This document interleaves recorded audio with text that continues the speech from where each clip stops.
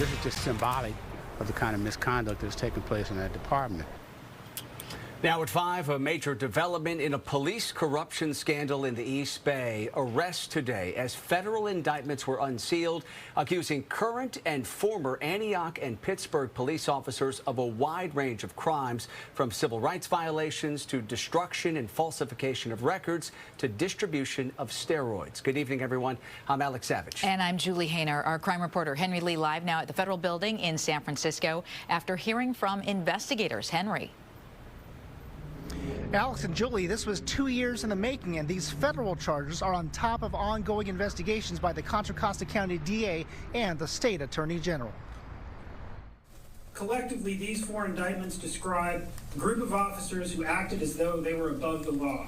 9 current or former Antioch and Pittsburg police officers arrested and indicted on federal charges after a lengthy investigation by the FBI.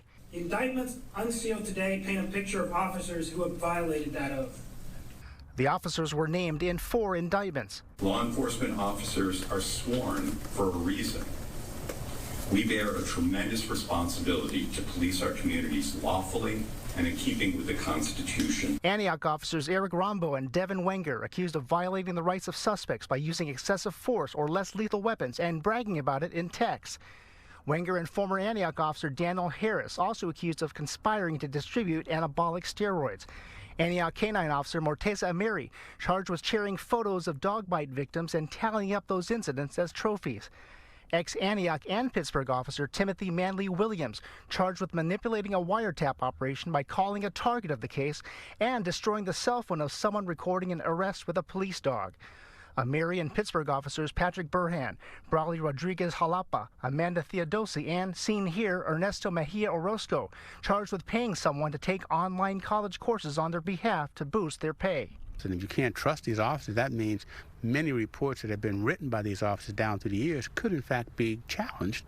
Civil rights attorney John Burris is suing Antioch police on behalf of alleged victims. He says the indictments are just the first step. The next portion of it is, how do we clean up the department? How do we get rid of the officers who in fact engage in illegal, unconstitutional conduct? Antioch Mayor Lamar Thorpe called it a dark day. In a statement, Thorpe said in part, "To those that have accused me and others of being anti-police for seeking to reform the Antioch Police Department, today's arrests are demonstrative of the issues that have plagued the Antioch Police Department for decades."